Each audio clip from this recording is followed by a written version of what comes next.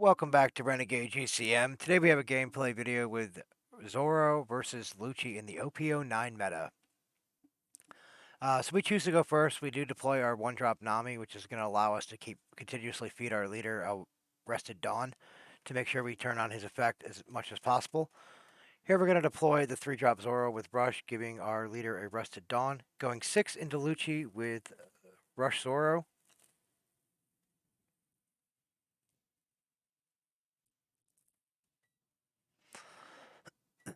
Excuse me. Then we're going to go 6 into Life again. So they countered out of the first hit, so now they're going to have another 6 into 5, and they take that one. So we just pass it back to them.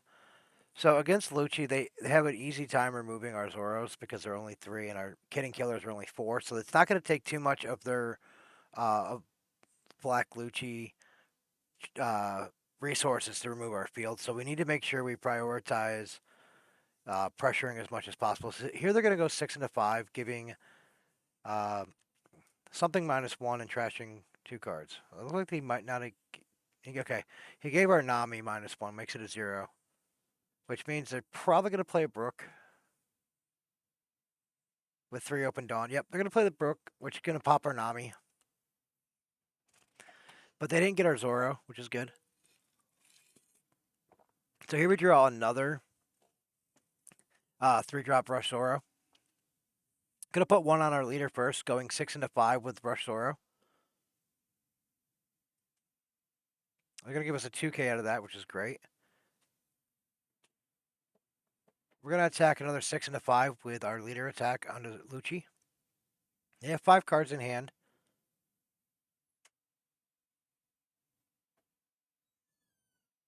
So I take that. They're at 3 life. We're going to deploy another Rush Zoro, attaching our last remaining Dawn, going 7 into 5 here.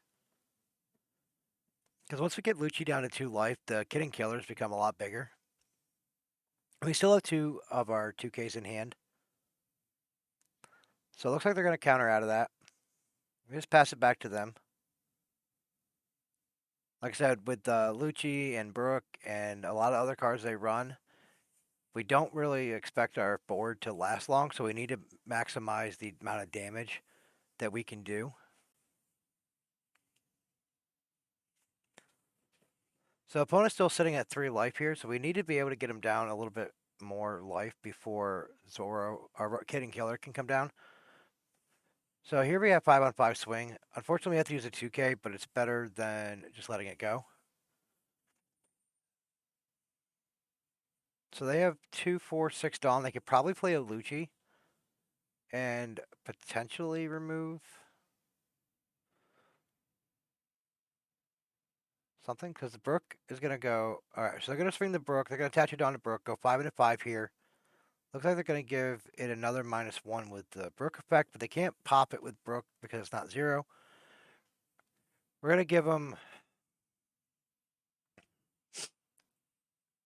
We're going to let it go, actually, because they want to play something that's going to remove. They already gave it -2, so it's only like a 1-drop, a 1 cost at this point. So them playing out a second Brook would remove it. So here they could get rid of a 2 cost and a 1 cost. So yeah, if we would have used our counter on that Zoro and they would have played any form of removal, that Zoro would have still been gone.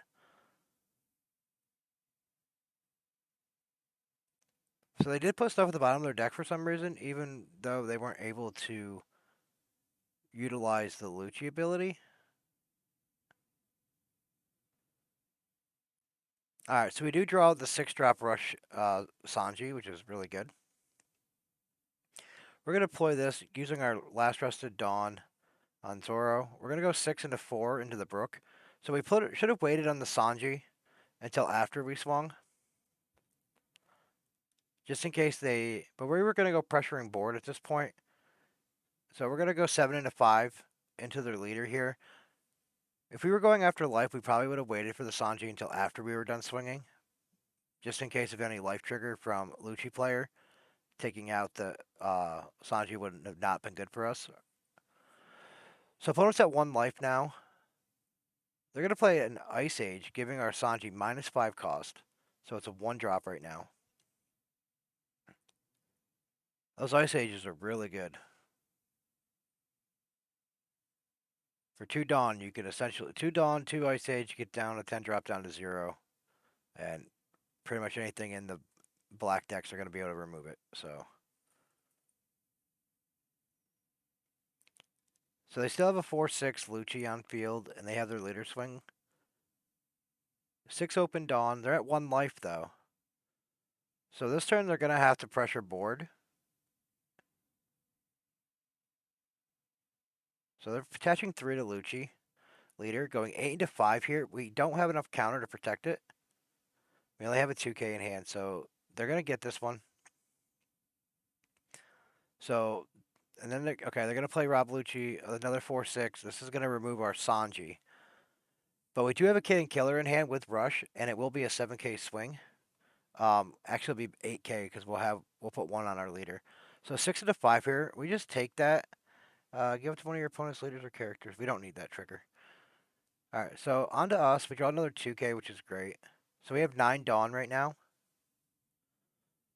So we're going to put 4 on Zoro, and we're going to go 8 into 5 here. They have 5 cards in hand, so it's not like a guaranteed hit. But it will deplete their hand pretty good if they do want to try to counter out.